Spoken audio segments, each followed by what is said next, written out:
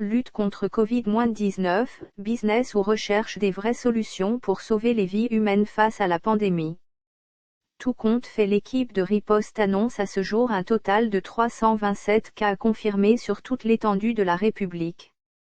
Ce qui porte à dire que chaque jour qui passe, de nouvelles contaminations ont lieu, alors que sur le terrain les stratégies mises en place semblent, selon certains observateurs, quelque peu inadaptées et démontrent leurs limites.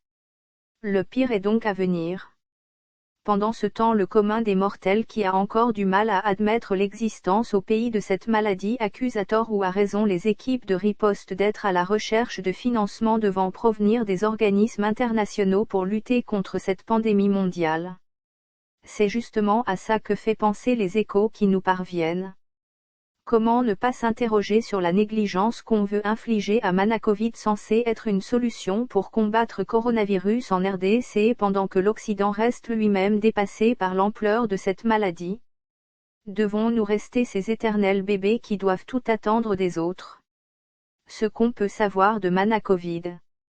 Cette invention d'Étienne Flaubert Batangu-Pazzi, maître en sciences pharmaceutiques de l'Université de Montréal au Canada, qui a pendant plus de 40 ans approfondi des recherches sur la quercétine, une substance vertueuse utilisée dans deux de ses précédentes inventions médicamenteuses, le Manadiar et le Manalaria, qui continuent à faire leurs preuves sur terrain.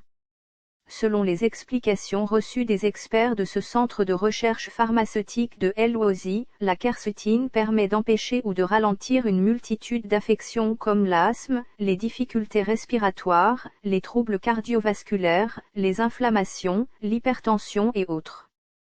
Ainsi donc, cette substance antioxydant booste le système immunitaire et serait donc un médicament efficace contre le Covid-19. Présenté au ministère de la Recherche scientifique et à l'équipe de riposte contre le coronavirus il y a peu, le Manacovid a été approuvé partout, seulement des sources dignes de foi. Sa mise en circulation connaît à ce jour des manœuvres dilatoires difficiles à expliquer. Selon les mêmes sources, alors qu'ils sont convaincus de son efficacité, les équipes engagées dans la riposte sont désormais guidées par une vision mercantile et craignent que la mise en circulation officielle de ce produit Made in RDC, qui guérit déjà plusieurs personnes au pays comme à l'étranger, soit un obstacle à la justification des plusieurs millions de dollars déjà encaissés pour la préparation d'une éventuelle campagne des tests de vaccins anti-coronavirus, que les Congolais sont loin d'admettre qu'ils soient considérés comme des cobayes.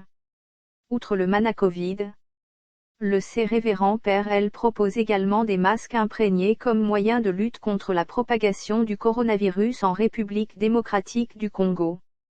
La vie des Congolais est en danger, il est temps que le président de la République, chef de l'État, adepte du célèbre dicton « le peuple d'abord » ouvre l'île le bon pour barrer la route à cet esprit business pour un combat efficace contre cette pandémie. N'est-il pas temps, avec cette invention, de matérialiser la célèbre affirmation de Frantz Fanon qui dit que l'Afrique a la forme d'un revolver dont la gâchette se trouve au Congo? Allons Y seulement. Source /MCP, via mediacongo.net.